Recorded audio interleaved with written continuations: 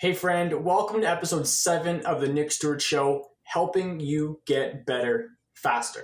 Have you ever wondered why the heck aren't I able to sell my products? Why can that person sell these products like hotcakes, but I can't sell anything? What is going on? What am I doing wrong? Well, I've been there, my friend, and that's exactly what we're going to go over in today's conversation. Let's have a conversation about this, just you and me, okay? Let's go over 3 simple steps that you can take to help sell your products virtually to anyone, okay? In this episode, you're going to learn what I do, my exact strategies that I've learned and that have really helped me see success in this industry, and I'm going to share them with you here today for free. I will I will also include the steps you need to learn in order to implement what we're going to talk about here today, okay? You'll become more confident in talking about your business, your products, and just more confident in talking to people in general. This will teach you how to get more yeses instead of going for the no's, okay? If you train your team on this same concept, you will see more duplication. And honestly, my friend, won't it just feel amazing to be able to bless more families with your incredible products? I think so, and I know you think so. So let's go over just exactly what we can do, and let's make that happen for you. And as a little bonus, I quickly want to bring up my 100% totally free workshop that is designed to help you make an additional $1,000 a month in your network marketing business right away, okay? In this workshop, I go over in detail, step by step, not only how to sell your products to virtually anyone, but also the 4 components you need in order to build a successful network marketing business, okay? A network marketing business that is fully leveraged so that you make money while you're sleeping, while you drop your kids off at school, or my favorite, while you're at the beach, right? All you need to do is go to www.nickstewartcoaching.com and check it out. It's totally free. It's a fantastic little mini class. I know you'll pull a lot of value from. So again, www.nickstewartcoaching.com and check it out. Let's discuss.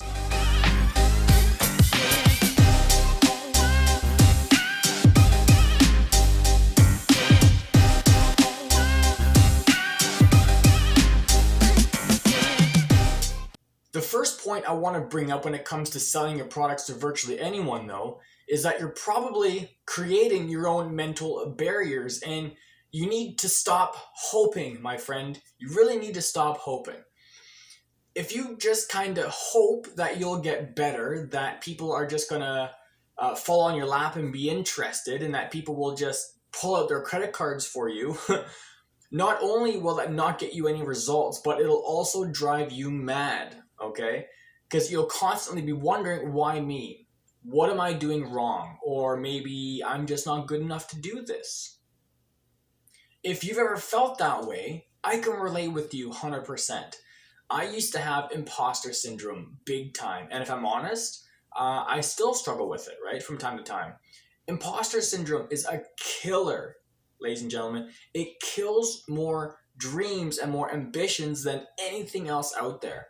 The feeling of, I'm not an expert, so why me? Why would they want to listen to me? Right? I did an episode on imposter syndrome and how to beat it a few episodes back, so I recommend going and watching it to help you crush those inner demons that literally stop you dead in your tracks. You will just feel so much better after you watch that episode.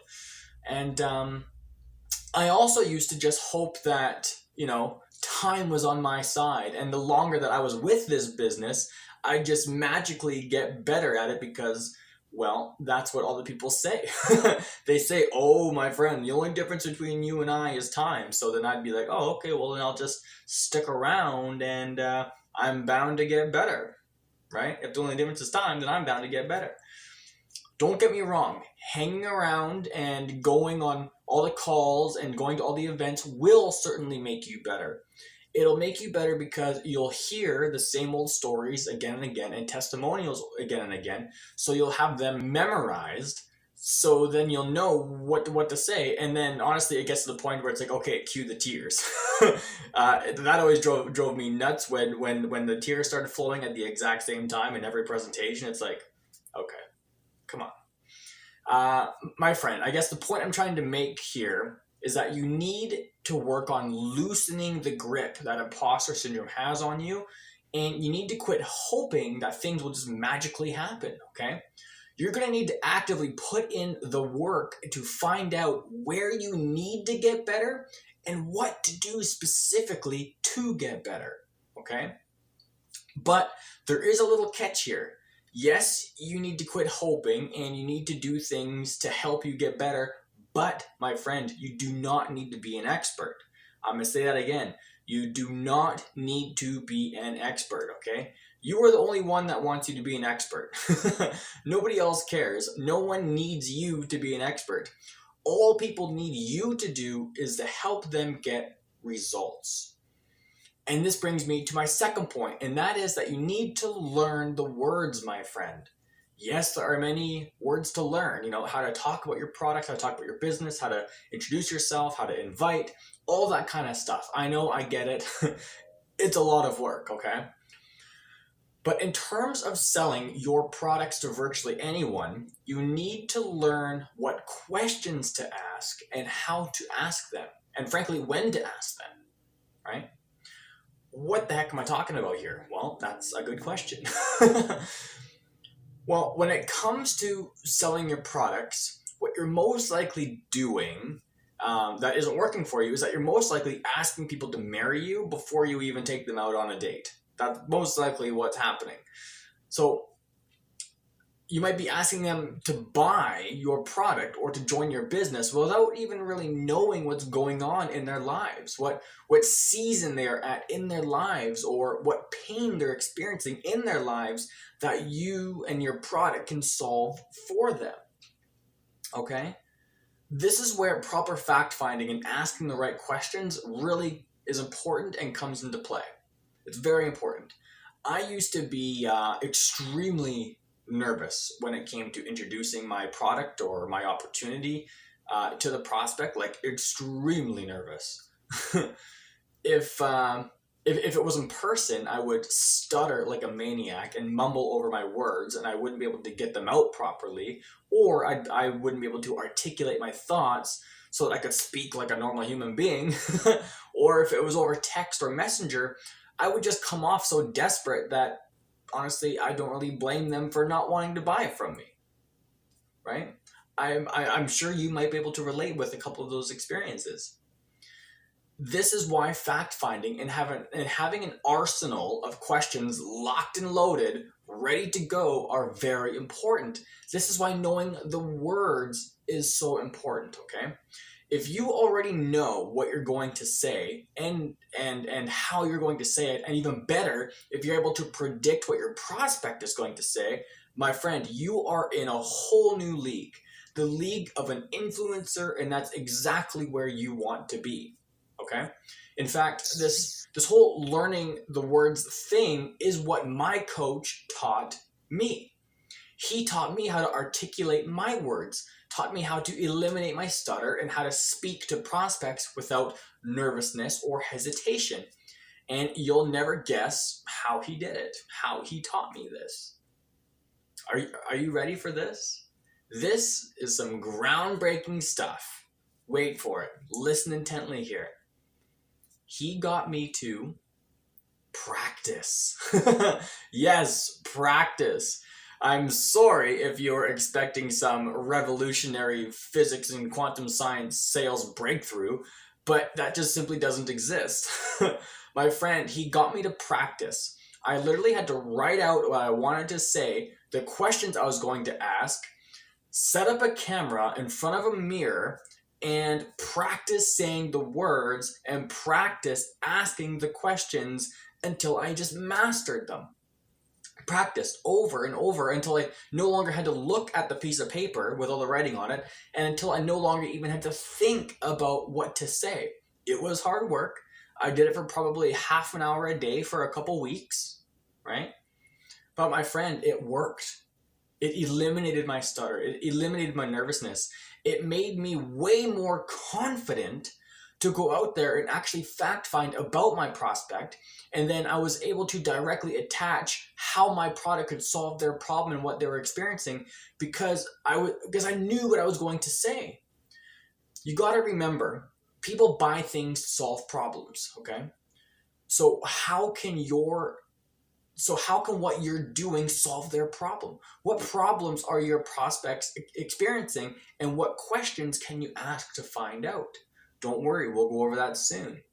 But before we do, I want to bring up my last point on how to sell your products to virtually anyone. And that's to become more credible, okay?